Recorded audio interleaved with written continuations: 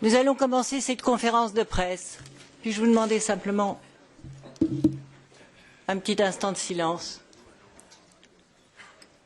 I propose you to introduce the conference in French, because the family of the passenger are speaking French here, and I want them to understand what we are saying.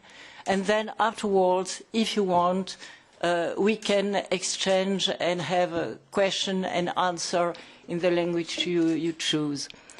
Je voudrais d'abord vous remercier d'être aussi nombreux ici, remercier Asma El Mourabouti et Julie Jaruzelski d'être parmi nous, Fatima El Mourabouti, Asma El Mourabouti est la sœur d'une passagère de la flottille humanitaire dont on est sans nouvelles encore aujourd'hui, et Julie Jaruzelski était sur le bateau et a choisi à Antilla de ne pas poursuivre le voyage. Ce sont deux témoignages qui sont particulièrement importants aujourd'hui.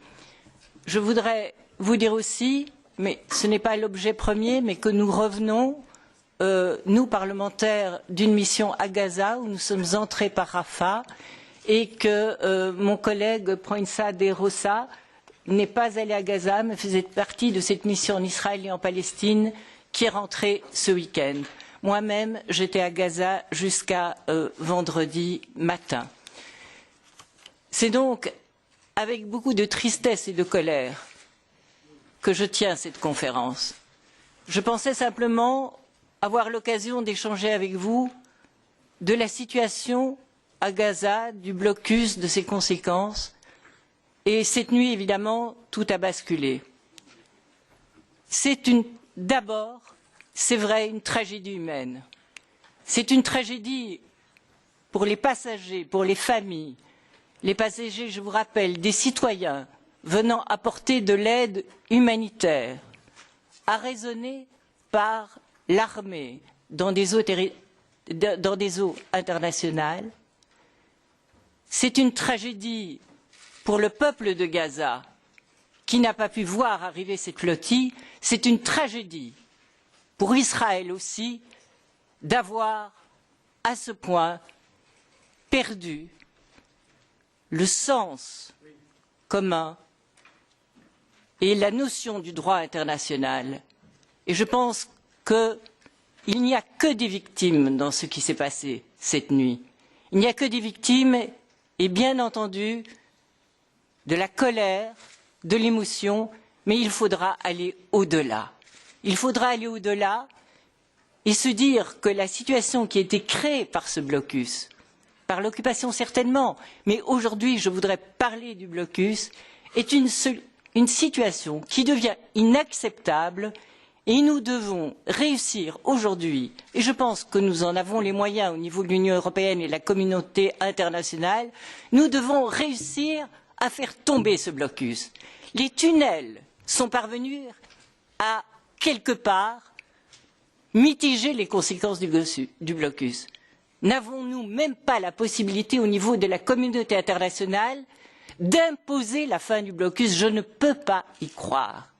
Et je salue le courage de ces citoyens qui, montant à bord de bateaux, ont décidé, envers et contre tout, d'aller jusqu'à Gaza. Et certains d'entre eux y ont perdu la vie. Donc je salue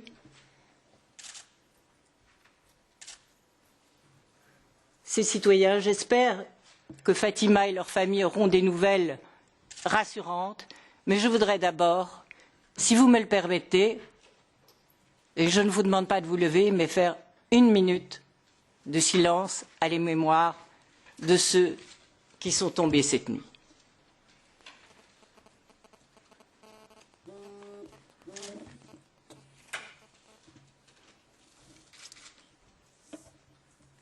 Je vous remercie. Il y a des moments où la vie doit pouvoir s'arrêter, ne fût-ce que quelques instants, et puis reprendre. Asma, tu as le courage de nous dire quelques mots. Pourquoi ta sœur est partie? Quelles sont les démarches que vous faites? Qu'est-ce qui se passe? Alors, Tout d'abord, je voudrais vous remercier pour votre présence, remercier également l'initiative de Madame Véronique de Keyser. Je salue son courage et son engagement. Je voudrais juste vous lire un petit communiqué. Donc nous avons appris les événements meurtriers qui se sont déroulés cette nuit, le 31 mai, à bord des bateaux de la flottille de la Liberté. Ces embarcations chargées de 10 000 tonnes de matériel humanitaire et de construction à destination de Gaza ont été attaquées avec une grande violence par des commandos israéliens. Les bilans successifs ont fait état de 2 à 16 morts parmi les 600 militants pacifistes à bord des bateaux. Des ressortissants belges faisaient partie de cette expédition. Suite à ce déchaînement de violence, cette agression injustifiée, nous, citoyens belges, exigeons à court terme la condamnation ferme de cette attaque par le gouvernement belge et l'ouverture d'une enquête internationale, la convocation, et l'expulsion de l'ambassadeur israélien à Bruxelles. Nous ne pouvons accepter qu'un pays avec lequel nous avons des relations diplomatiques tire sur nos ressortissants. Le déplacement personnel du ministre des Affaires étrangères sur place pour aller rechercher nos compatriotes solidaires avec le peuple palestinien et s'assurer de leur sécurité. L'acheminement du matériel humanitaire contenu dans les bateaux jusqu'à Gaza. À plus long terme, nous exigeons, nous le réclamions avant, nous l'exigeons maintenant, que le gouvernement belge pèse de tout son poids diplomatique et économique pour que le siège et le blocus de Gaza, maintenus par Israël en contradiction totale avec le droit international, soient levés, que l'Union européenne, en conformité avec ces traités, suspende ses accords d'association avec un pays qui ne respecte ni le droit humanitaire, ni les droits de l'homme, et plus généralement le droit international. Que toute vente d'armes vers Israël soit désormais interdite, que des sanctions internationales, notamment économiques, soient prises envers Israël tant que cet État ne respecte pas le droit international. Merci, Asma.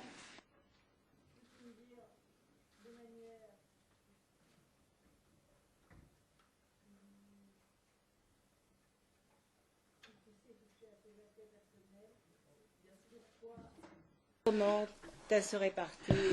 Donc, je vais parler pour Fatima. Donc, Fatima est une jeune étudiante belge, étudiante en psychopédagogie, et qui a décidé il y a quelque temps de s'engager humanitairement, parce que ce qu'elle trouve inadmissible, le blocus, toutes ces victimes, 1,5 million de personnes qui sont asphyxiées, ce n'est pas une catastrophe naturelle. Ce qui se passe à Gaza, c'est un blocus.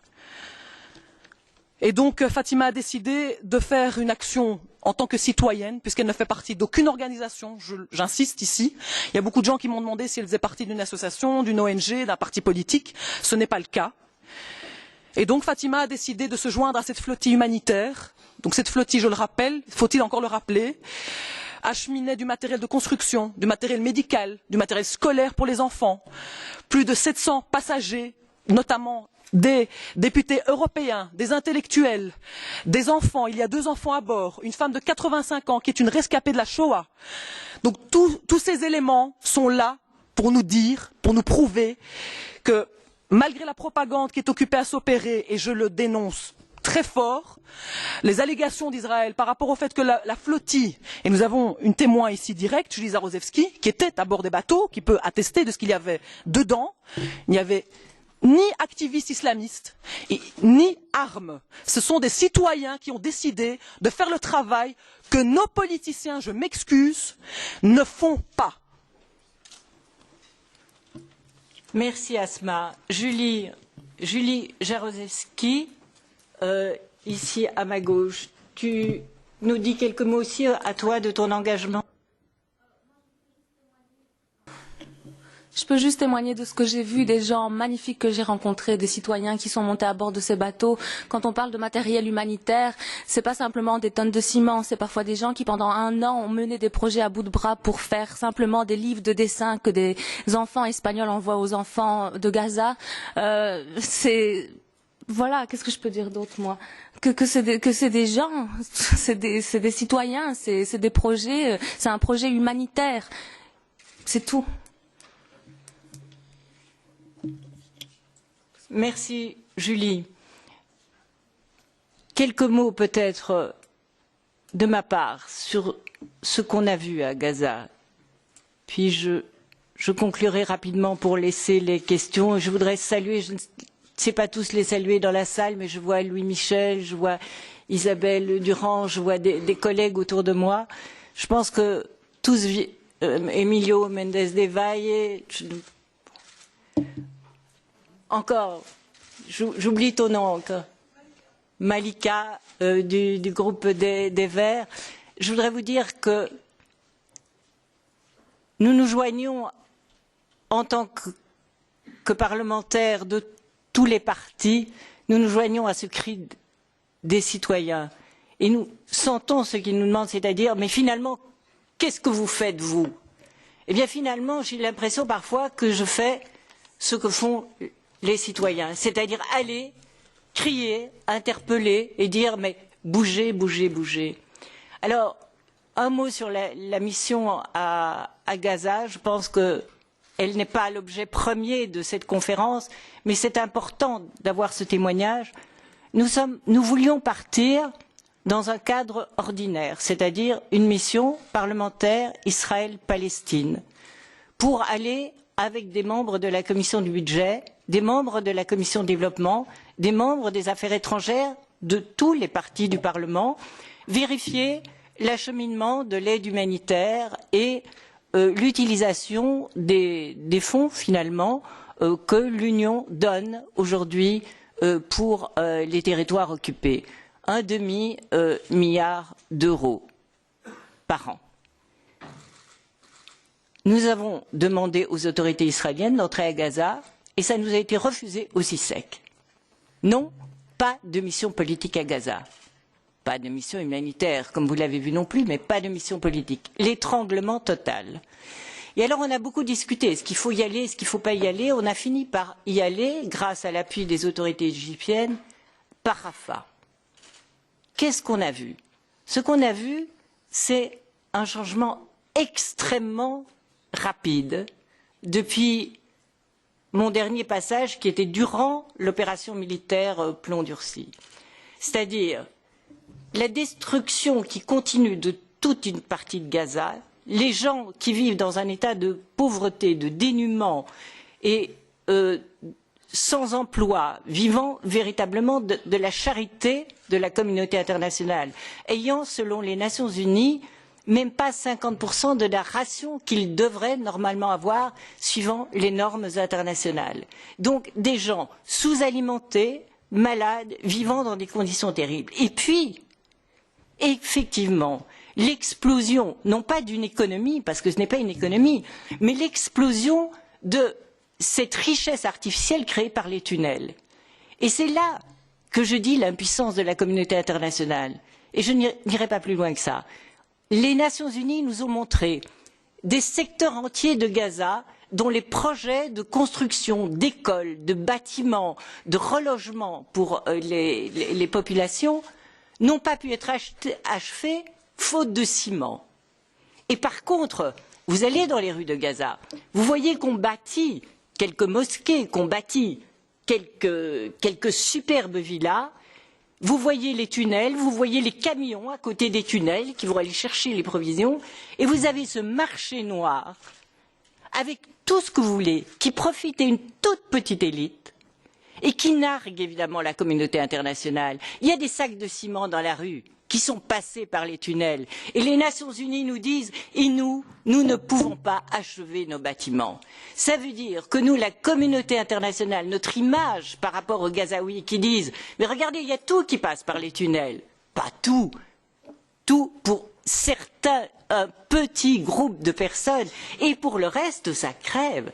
Alors évidemment, pour moi, cette image de bâtiments, de secteurs entiers de la ville non construits, de gens vivant dans des taudis, mais des taudis, n'ayant pas à manger. Et puis à côté de ça, on me dit, ben oui, ben la communauté internationale, elle ne peut rien faire, elle ne sait rien faire. Mais par contre, les autres se sont débrouillés. Eh bien ça, je dirais, ni le Parlement, ni la communauté internationale ne peut accepter non seulement le blocus, mais le discrédit complet de son image. Nous avons réussi à faire monter à Gaza des groupes radicaux, des groupes Al-Qaïda, des groupes terroristes très durs. Et à côté de ça, évidemment, le Hamas apparaît comme le plus modéré. Et je ne porte pas de jugement pour le Hamas. Je voudrais vous dire, la solution que nous avons choisie n'est pas une solution, c'est une impasse. Elle fait partie du problème de ce qui s'est passé cette nuit. Nous n'avons pas réussi à faire lever ce blocus. Nous sommes, nous aussi, responsables de ce qui est en train de se passer. C'est pourquoi, premièrement, je demande, comme l'ont demandé d'autres avant moi, et je n'innove pas, mais d'abord une enquête indépendante sur ce qui s'est passé. Il n'y a pas de crimes comme ceux de cette nuit qui peuvent rester impunis.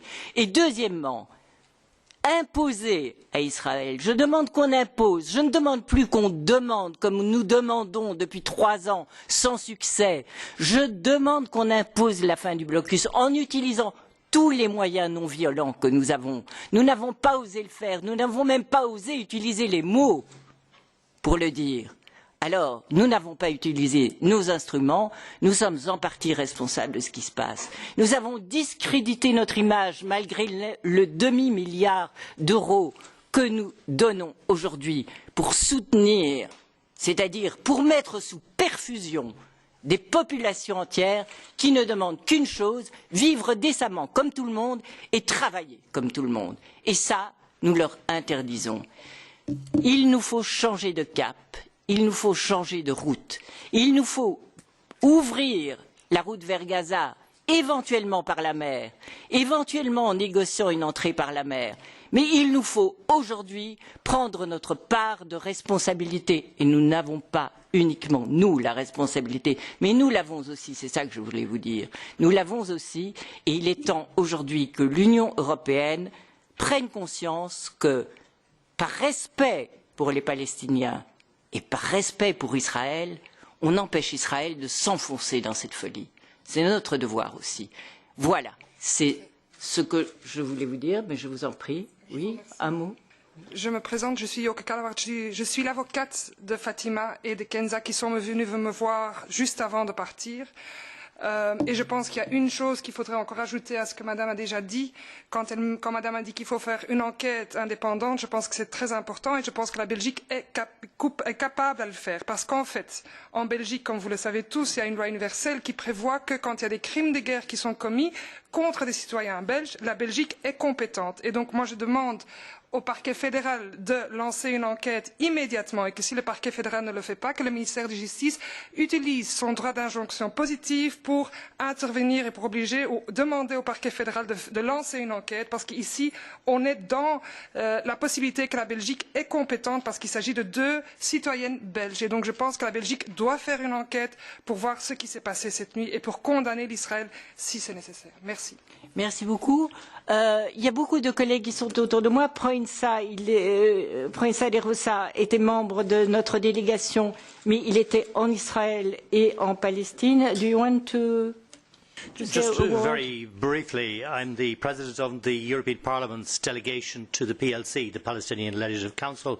Just returned with a 3-committee delegation to the West Bank and indeed to Israel last week. Veronique went with one of the element of the group to Gaza. We didn't all go there. But it's just in relation to the events of this last 48 hours, it's very clear that the issue of an inquiry into this event must be international and must be independent. It occurred in international waters. It cannot be left to Israel on its own to investigate itself. The situation is far too serious. Impunity has reigned in relation to Israeli activities in relation to the assault on Gaza just over a year ago, the killing of a Palestinian in Dubai just a few months ago using false European identities, stolen identities, the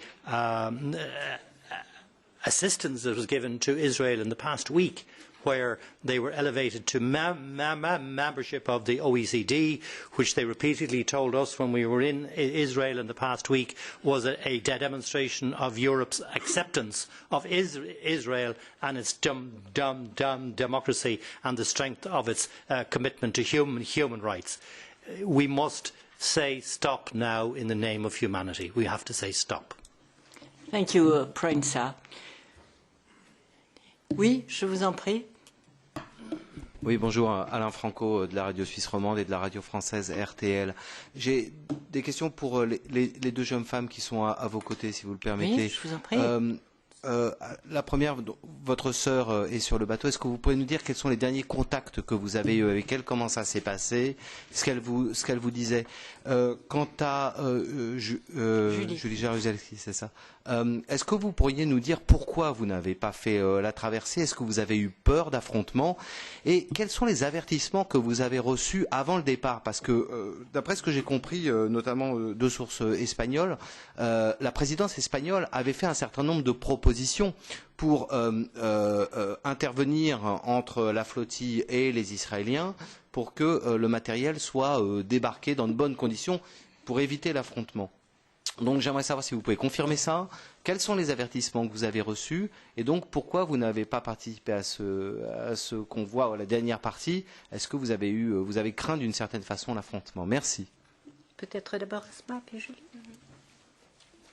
Donc j'étais en contact avec ma sœur jusqu'à 3 heures du matin hier via l'internet, via Facebook. Et puis la communication s'est arrêtée vers 3h12. Je présume que c'est à ce moment-là que l'assaut a été donné. Je ne sais pas si cette information est correcte. Donc oui, Fatima publiait au fur et à mesure des communiqués de presse, un petit peu comment les gens étaient, le moral des gens sur place, quelle mobilisation il y avait. D'ailleurs, elle s'étonnait énormément, elle était un petit peu déçue de nos médias qui étaient quand même silencieux jusqu'à hier. Je m'excuse de le dire, donc voilà. Julie? Oui. Non, tout contact par téléphone, je reviens de l'ambassade de Turquie, tous les contacts satellites sont coupés, donc on ne sait joindre personne sur le bateau. Oui, donc, moi je suis partie vendredi d'Antalya, j'ai décidé de ne pas monter sur le bateau. Nous, ça faisait 10 jours qu'on essayait de mobiliser la presse en Europe. On a fait ce travail-là, d'envoyer des mails et d'interpeller nos politiques. Je sais que Louis Michel, Isabelle Durand ont tenu une conférence, mais je dois bien dire que quand on est dans cette situation où Israël vous menace militairement, dit qu'il interviendra à n'importe quel prix et que la flotte ne passera pas, on avait envie d'un peu plus que des mots et on avait envie d'une protection. Et c'est ça que nous demandions et on n'a pas eu de réponse par rapport à ça. Et pourquoi la proposition espagnole n'a pas été acceptée? Parce que c'est une opération humanitaire, c'est vrai, mais il y a aussi un but, c'est de casser le siège. Et c'est pas simplement amener du matériel humanitaire à Gaza, c'est défendre le droit international de Gaza, recevoir des visiteurs internationaux, et ça c'est très important pour nous et cette association aussi. Oui. Pourquoi j'ai pas été? Pardon. Oui. Parce que... Attendez... j'ai pas été parce que j'ai eu peur et parce que je ne me sentais pas soutenue ici, ni par mes médias, ni par mes politiques. Merci. Attendez, derrière vous et puis après. Jean-Jacques Mével, Le Figaro. 2 questions, une précision. D'abord, vous avez dit à un moment qu'il y avait des députés européens à bord de la flottille? Ou j'ai mal compris? Des parlementaires. Il y avait... On peut avoir une liste éventuellement? Mais non, des parlements nationaux européens, oui. Nous ne les avons pas, nous. Ce ne sont pas les députés européens du Parlement européen. Les oui, députés j'entends du bien, mais... Ça... Non, et deuxième question, je voudrais suivre sur cette question de savoir si vous avez été averti et mis en garde. Est-ce que vous avez reçu des informations, des conseils, de vos ambassades et gouvernements respectifs, est-ce que les organisateurs de la flottille vous ont mis clairement devant le fait que vous alliez vous retrouver face à Tsahal à une distance respectable de Gaza? Oui, par rapport à l'ambassade, nous avons appelé l'ambassade, envoyé les documents, je n'ai pas eu de réponse aux mails que j'envoyais et quand j'ai eu la secrétaire de l'ambassade en Israël de la Belgique, elle m'a dit écoutez, ça vraiment je ne sais pas vous dire. Voilà, ça c'est la première chose. La deuxième chose, c'est quoi? de la part des organisateurs? Est-ce qu'on vous a mis clairement devant je suis allée jusqu'à Antalya, donc je ne suis pas montée à bord du bateau. J'imagine, parce que j'ai été en contact internet avec Kenza et Fatima, qu'elles ont reçu des consignes qu'elles ne voulaient pas me communiquer par internet. Donc voilà. Après, oui, les déclarations d'Israël ont été relayées par les organisateurs et nous avons tous signé un contrat comme quoi nous savions bien à quoi nous nous exposions. Oui. Excusez-moi, je voudrais juste... Excusez-moi d'insister, vous avez gardé une copie de ce document? C'est possible. Je vais chercher, mais là, bien sûr.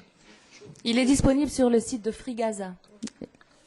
Je voudrais juste rajouter quelque chose que Madame Véronique de Keyser vient de dire. Vous demandez si elles ont été alertées par des menaces de Tsahel. C'était comme ça depuis le départ. Bien sûr. Monsieur, et puis là-bas. If I may ask in English, this is Selçuk Gültaş. I'm a Turkish journalist here in Brussels representing Zaman Daily. And apparently most of the casualties are Turkish citizens on the ships. Madam Kaiser, I would like to ask you what you will do concretely. It's of course a very good call to say stop now in the name of the humanity, as the MEP just said. There was already a call from GUE to immediately suspend the association agreement with Israel. What would you do in this respect? And secondly, there were already some criticisms in the European press on TVs that actually European Union didn't do much to protect those people on board. They didn't do much to protect the ships. They didn't give in this necessary attention to this humanitarian campaign. May I have your reaction, please? First part of the question was, sorry. I said what you will do concretely. There was already a call from GUE Group to suspend the association. Sorry. I said that we must impose the blocus of Gaza, which means by any means. If we don't succeed without freezing or breaking the association agreement, of course, we will use every leverage. Now it's no time to be silent and to say we have paragraph 2 of the association agreement. You know that very well, which implies that all parties have to respect human rights. So it's clear. The problem is not the paragraph in itself. See, it's the political will to implement this paragraph. And up to now, there was no political will to implement. We did that for other countries which were breaking this rule, but not for Israel.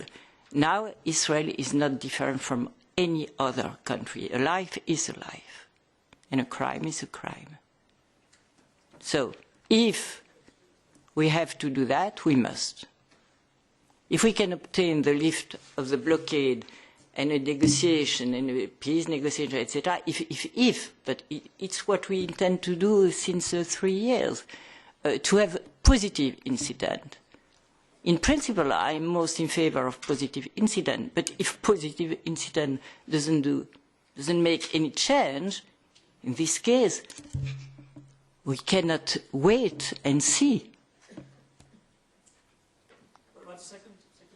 Second part of the question, ma'am, that the European Union has been criticized that not much has been done to protect those people on board. You know very well that European Union has no protection force as itself, but to say that we didn't pay attention to, as it was suggested, the media was full of the flotilla. Pas des médias européens. Des médias du monde entier, sauf de l'Europe. Nous étions, Kenza, Fatima, excusez-moi, nous étions, Kenza, Fatima et moi, considérés comme presse internationale à bord. Et nous faisions ce travail-là, d'envoyer des communiqués de presse en Europe et d'essayer de vous contacter. So the question of the protection of the citizens, European citizens, it's a big question. I have no answer now because we have up to now no force or organization as such National member state, yes. United Nations, yes. NATO, yes, etc. But up to now, there is a problem here in the European Union. I think the bottom line is that nobody expects a peaceful flotilla delivering humanitarian aid to be attacked by a state which claims to be democratic. Yeah. And certainly not the passengers that were on board. Certainly not them. Yes, there is there, and I come back. Yes, Algerian. Oui. Thank you very much. I'm Magdi Youssef from Nile News, Egyptian television. Madam Veronique, you just said now that Israel is not a different country. It needs to be treated like any country. If they break the law, they need to be punished as they did break the law. I have two questions in this point. First, is the European Parliament strong enough to punish Israel, or it will be just a press conference and then it will be the same afterward, that Israel will escape like how did it escape always? And the second, can we understand your invitation? It's you are addressing this invitation to Madam Ashton, for an example, for looking for a sanction to Israel, or this is going to be also an entire invitation inside the Parliament? Thank you very much. You know very well that the European Parliament is very strong if there is a convergent political will and political decision. We have the possibility not to freeze the association agreement, but at least as we did, because it was my report, to freeze the upgrading of Israel. We succeed. So we have some political leverage. It's not at the level of the Council, because it's the foreign affair. But from a commercial point of view, with the Lisbon Treaty, we have a power. It's part of the multiple leverage we can utilize, we can use. It's not the only decision of the European Parliament. But now, the question is, the European Parliament, the Commission, the Council, can we pressure Israel to change? And, well, up to now, I don't ask by this conference the end of the occupation. I would like, but here the immediate question is the blocus. And to my opinion, for the blocus, we have enough power to do that, if there is a convergence between all the people. Now, what is important after our mission? It was a mission in Israel, Palestine, etc., with all the parties. And all the parties agree to say enough is enough, to be short of that. It's the first step. It's not enough. But you have the civil society, you have the European Parliament, you have the politicians. You see more and more ambassadors of Israel are called by national government. Greece did it, Spain did it, etc., etc. So it's a convergence of pressure now. I don't know what will be the discussion with Netanyahu and Obama today. The world. Quoi? Netanyahu est retourné chez lui sans avoir la discussion? Bah, ok. Netanyahu n'a pas eu la discussion avec Obama. Oui. Donc, si vous voulez, comme vous me demandez si le Parlement européen est assez puissant, je sais bien que vous comprenez parfaitement le français, si le Parlement européen est très puissant à partir du moment où nous avons une convergence des positions politiques sur cette question. Il ne fait pas la différence à lui tout seul, ne rêvons pas, mais il est partie importante du problème en Europe. Nous avons la société civile qui est en train de nous dire mais qu'est-ce que vous faites, vous, les politiques? Nous avons les gouvernements des États membres. Nous savons qu'il y a des États membres qui ont peut-être plus de réticence, mais jusqu'à quel point peut-on couvrir aujourd'hui de tels agissements? Je pense que c'est une question d'humanité, comme vous disiez, Julie. Voilà, rapidement, oui. Et puis on... Oui, je voulais savoir, s'il vous plaît, quelle est votre analyse politique du comportement d'Israël, parce que la réaction apparaît hors de proportion. Donc, si vous avez une idée, en tant que femme politique, du bout d'Israël, la stratégie qu'Israël a, et pour quelle raison? Parce qu'il y a plusieurs moyens de refouler des bateaux. Donc, est-ce que vous avez des éléments à apporter pour dire, effectivement... Je ne préfère que des spéculations, mais laissez-moi vous dire mon sentiment. Depuis que je m'occupe de ce problème, je vois qu'à chaque fois qu'il y a des possibles occasions, quelque chose vient enrayer la machine. C'est-à-dire, on voit des négociations de paix sur le point d'aboutir, on voit une réconciliation Fatah-Hamas sur le point d'aboutir, on voit chaque fois, à ce moment-là, il y a quelque chose qui est de l'ordre de la provocation pour enrayer un processus qui pourrait aboutir soit à la paix, soit à une réconciliation quelconque. Je pense qu'il y a, mais c'est mon avis tout à fait personnel, il y a dans la disproportion du geste qui a été fait, vous savez, Israël tente à chaque fois d'interrompre des marches humanitaires, d'empêcher des gens d'arriver à Gaza, etc., etc. Et on finit par traiter ce problème presque de manière anecdotique et de jouer un petit peu au cow-boy indien, au chat, à la souris. Ce n'est pas un jeu de chat et de souris. Et ici, il y a, comme je dis, une ligne rouge qui a été franchie. J'imagine qu'il n'y avait plus de roquettes qui tombaient sur Israël ces derniers temps. Il y en aura sans doute demain. Il y en aura sans doute demain et ça entraînera peut-être des ripostes. J'ai peur que ce soit une logique d'escalade de violence concertée. J'ai peur. Je n'ai pas dit que c'était ça, j'ai dit que j'en ai peur. Non, mais est-ce que vous pensez que... J'ai donné ma réponse, je pense. Non, mais ce que je veux savoir, c'est est-ce qu'à votre avis, pratiquement la situation a échappé des mains du commando israélien qui attaquait le bateau, ou est-ce que c'était politiquement concerté au plus haut niveau de Tel Aviv, Jérusalem? J'ai dit je crains. J'ai dit je crains. Je ne peux pas. J'ai dit que je le craignais. Qu'est-ce que vous voulez? On nous menace depuis Mais 10 jours. Louis-Michel brûle d'intervenir. Louis, vous voulez intervenir? Je vous en prie. Tout d'abord, je vous félicite, Madame de Keyser, et je vous remercie de votre engagement. Je voudrais d'abord féliciter Madame de Keyser pour... Les règles sont qu'on n'intervient pas en tant que politique de la ce sont les règles du Parlement que vous-même vous avez votées. Oui, mais non, je suis demandé. Non, mais il y a les questions. Mais je ne veux pas du tout la conférence de presse de Madame de Keyser.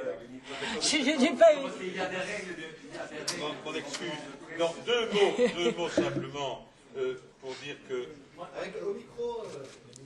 Deux mots simplement pour signaler que quand Madame Durand et moi-même nous avons fait cette conférence de presse, c'est parce que justement on avait appris que les moyens logistiques et la stratégie logistique des autorités israéliennes étaient déjà en place et que ça nous a évidemment alertés, surtout Madame Durand qui m'a immédiatement appelé et que nous avons voulu faire cette conférence de presse pour justement éveiller l'attention des médias, notamment belges mais européens, pour qu'ils puissent relayer cette inquiétude et pour qu'ils puissent d'une certaine manière aussi mobiliser les politiques européens qui auraient pu d'une certaine manière engager un certain nombre de démarches pour faire pression. Rapidement, je voudrais dire un autre élément, c'est que le Parlement européen peut évidemment avoir un effet de pression extrêmement important à condition, comme le dit Madame de Keyser, que l'on ait des convergences très fortes et que ce soit puissamment relayé. Enfin, vous n'empêcherez pas non plus, in fine, et là j'ai l'expérience à la fois du Conseil, de la Commission et du Parlement, vous n'empêcherez pas non plus le Conseil européen de continuer à jouer très souvent des jeux fondés sur un double standard, très clairement.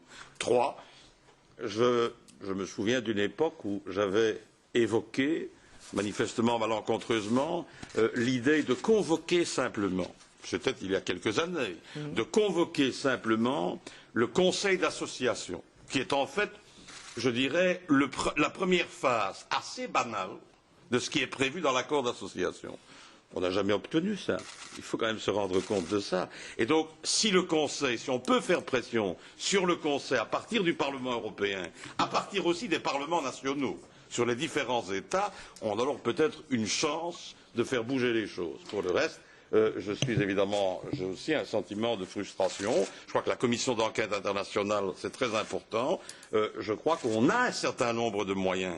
Encore faut-il qu'il y ait une certaine forme d'unité au niveau, bien entendu, du Conseil européen. Je suis déjà content que Mme Ashton ait réagi avec la proposition d'une commission d'enquête. Il faut, comme ça a été dit tantôt, qu'elle soit internationale et totalement indépendante.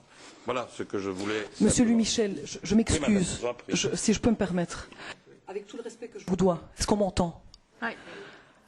Est-ce que vous ne pensez pas que si l'Union européenne avait clairement, depuis le début de cette histoire de flottille, exposé sa position, est-ce que vous pensez qu'on serait quand même là aujourd'hui à discuter de massacres, 19 morts, plus de 30 blessés? Ça, c'est ma question, Monsieur Michel. Madame, on ne va pas faire une conférence de presse dans la conférence de presse. Je voudrais souligner ici pour les médias belges à quel point il existe, même pendant la campagne électorale, des convergences politiques, puisque Isabelle est là, puisque Louis est là, puisque je suis autour de la table. Donc il y a moyen de overcome. Mais je répondrai à Madame tantôt. Oui, vous répondra tantôt, mais merci Louis. Et rapidement, 2 autres questions, et puis le reste dans les couloirs. Oui, parce que nous devons libérer la salle. Vous aviez déjà... Quelqu'un qui n'a pas... Monsieur à gauche, vous n'aviez pas posé de question, excusez-moi. Merci. Consolide la PECOM. Je m'excuse vraiment, mais je suis le président de l'API, de l'Association de la presse internationale, et ce sont des règles qu'il faut respecter. Donc c'est très bien que M. Michel nous ait donné ces informations, mais on ne peut pas permettre que dans le public, il y a des gens qui interviennent sans que les journalistes puissent poser des questions, parce qu'on a vu d'autres situations. Non, mais je lui avais, en tant que président de la conférence, je lui avais donné la parole. Ma question est très simple. Il y a aujourd'hui les ambassadeurs de l'Union européenne qui se réunissent pour parler de ça. Le Coreper est en train, je crois que maintenant ils sont déjà réunis. Et il y a Mme Ashton qui a fait des déclarations. Alors, je vous demande, qu'est-ce que vous attendez des ambassadeurs de l'Union européenne qui aujourd'hui sont en train de discuter de ça? Et premièrement, et deuxièmement, est-ce que ce que Mme Ashton a dit est suffisant? Elle a parlé d'une commission, si je ne me trompe pas, d'enquête d'Israël. Alors qu'Israël doit faire l'enquête, si je ne me trompe pas. Et est-ce que c'est suffisant? Et en plus, elle a dit qu'il faut condamner la violence et l'usage excessif de la force, s'il y en a. Donc, est-ce que vous attendez quelque chose de précis et quelque chose en plus de la part de ces organes de l'Union européenne? Nous attendons une enquête internationale, c'est clair, je pense que c'était dit par plusieurs d'entre nous, et indépendante. Voilà. Nous attendons des ambassadeurs, du Conseil, du Parlement, des résultats, en utilisant, comme je l'ai dit, tous les moyens dont nous disposons. On ne va pas en faire l'inventaire. Y compris les sanctions s'il le faut. Nous attendons des résultats. Ça, c'est le problème. Et je ne m'exprimerai pas autrement. On va voir comment nous le ferons, mais nous attendons ça. Quant à me positionner sur Mme Ashton, je n'ai pas lu son communiqué, mais si elle parle effectivement d'une enquête d'Israël, pour nous, ce n'est pas suffisant. Comme l'enquête d'Israël n'a pas été suffisante sur l'opération militaire à Gaza dans le rapport Goldstone. La dame en mauve, oui. Madame en mauve, oui, que je connais bien. Rapidement. Oui, je ne sais pas si le micro marche. Oui, ça va. Oui, je voulais vous demander, madame, si vous pouvez confirmer que ce sabordage s'est effectué dans les eaux internationales et si, comme tel, il pourrait être considéré comme un acte de piraterie. Je l'ai lu dans la presse. Excusez-moi, je ne peux pas vous confirmer que c'était dans les eaux internationales, je l'ai lu dans la presse. Me trouvant moi-même à Gaza, je ne pouvais pas estimer les choses, mais donc simplement, je bénéficie sans doute des mêmes sources d'informations que vous, mais pas davantage. Je vous propose d'en rester là Et je demande à ceux qui le souhaitent qu'on se rejoigne dehors. Et je remercie mes collègues Julie, Asma, l'avocate, merci beaucoup d'avoir été. Merci. Yes.